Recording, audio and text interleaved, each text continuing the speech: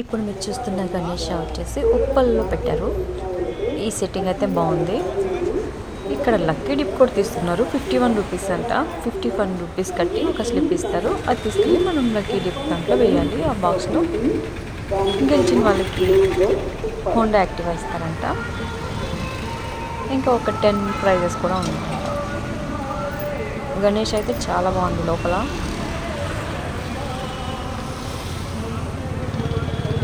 ఈ బయటది కూడా బాగుంది చూడడానికి, మండపం కూడా. ఈ గణేష్ అయితే సూపర్ ఉందబ్బా. ఆ లైటింగ్ కూడా బాగుంది. మహారాజులా కూర్చున్నాడు గణేష.